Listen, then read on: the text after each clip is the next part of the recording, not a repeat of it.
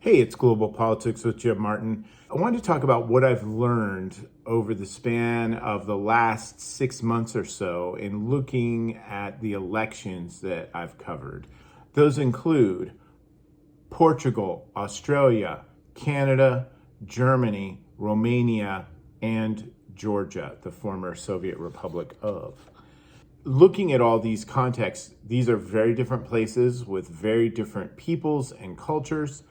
And yet, one of the great things about electoral systems and democracy in general is that we can look across those and see what's different, what is noteworthy, what things tend to be in alignment. I wouldn't characterize any of these elections as being the same as any of the others or having the same influences or even the same issues in many cases. However, there are some commonalities that are worth discussing. The first, centrist parties writ large, center-right, center-left, true center parties, are winning the moment. We're seeing candidates and parties of the center-left, center-right, center doing better than folks expected. And that's an interesting observation that kind of fits into another one that I have to share later. We see this in Canada. We see this in Australia. We saw it in Germany, Romania in the presidential election, Portugal, center-right sort of folks. Georgia is a little bit different case, so that might be a little outside of that wheelhouse. In all of those other settings, the citizenry of those countries tended to go with the more centrist party than the more extreme options on the left or the right. On that point, in many cases, far-right parties are becoming established within these polities. I did an extensive study of far-right parties and the construction of party families in general across Europe, and they just weren't getting that much traction for a long time. It took a while for them to build up to the point where they enjoy the support levels that they do now.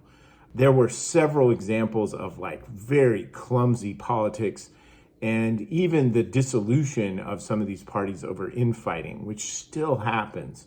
However, at this point, these parties appear to have enough experience to have some staying power. At that same moment, they're becoming more consistent in terms of their ideology. What do I mean by that? Some of these in European context actually have the ability to coordinate through the European Parliament versions of those parties, because there are parties at the European parliamentary level that mirror many of these. That said, it's clear that they're all talking and sharing a lot of strategies that have been relatively successful for them to maintain their places in these parliaments. And I'm talking, we're seeing people get 20, 25, 29, 30% of the vote in these countries for the far right. They maintain a consistent set of driving principles behind them that this is their platform, so to speak. Anti-European Union, anti-NATO, anti-immigration themes, and in many cases, anti-Ukraine themes.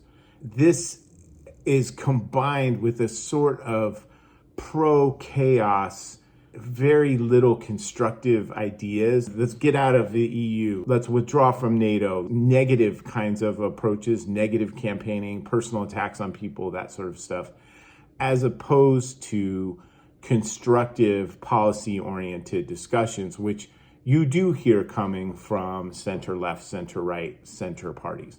Until they can resolve that and actually have some ideas and moderate their positions, which are really distasteful and anathema to many people. In most of these countries, the other parties have refused to work with them or collaborate with them once in the legislature. They're really not going to be able to get up into the kind of numbers that they're going to need to actually govern, to win through, to get to government. Many of them have the numbers to get into a cabinet position. That said, because of their policy positions, none of the other parties in most of these settings want to work with them. So they just sit there in parliament and are the opposition. So until they're able to moderate their policies to gain some more centrist support, they're never going to go anywhere. Austria is a bit of a difference in that they did have a far-right government at one time, and they've had other opportunities for the far-right to be in government, to have a few cabinet selections. You also have more foreign support than I have seen as a scholar of European politics for some time. For instance, right now in Poland, they're having their second round presidential election in a few days. You have CPAC from America going and supporting the law and order rallies and things like this. You had J.D. Vance and Elon Musk actively making statements about the German election and the Romanian election in favor of far-right candidates. These kinds of things are troubling in that they are relatively new to these political spheres.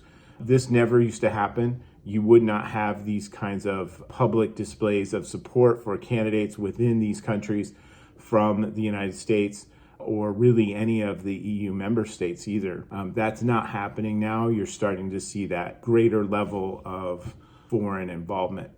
The next thing is that there are several of these parties that have somewhat shadowy ties to Russia's FSB. We see this in Marine Le Pen borrowing money from Putin. She says she paid it back. Situations in Germany, there's sketchy stuff. Elsewhere, we see these kinds of things happen, and especially in Romania and especially in Georgia.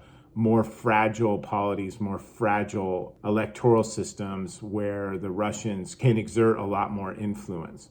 The next thing, which is also related to that, the number of bots in terms of political social media that are involved in these elections is truly staggering.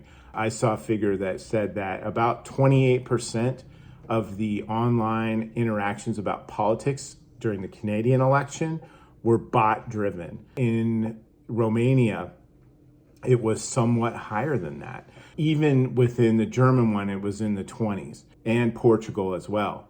This is extremely troubling, and these bots are being driven by somewhere. We know that the FSB has had various shadowy companies that have worked for it that have done a lot of this stuff in the past. Now, who's losing out in this shift with these particular elections? Traditional right-wing parties are losing vote share. Traditional left parties are losing vote share, and green parties are losing vote share, as well as interest-oriented parties that sometimes spring up. They're never going to be that big to represent pensioners, retired people, farmers, these kinds of things. Those parties are getting smaller or disappearing from the legislatures.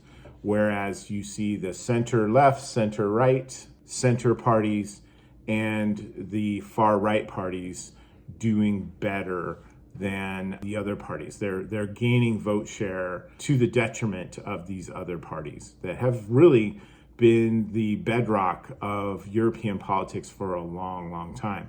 By extension, I'm going to include Canada and Australia in those, even though neither of those really has a far-right party that means much of anything. Every European country has some sort of far-right party now. That didn't used to be the case. So I hope that's interesting to you. I'm going to keep covering these elections. I know a lot of people find this useful, especially those who live in the United States who may not get the best coverage or have the time to keep up with it. I look forward to speaking to you again soon. Anybody has any context on this they want to share, please feel free to do so. And have a great day. Thanks.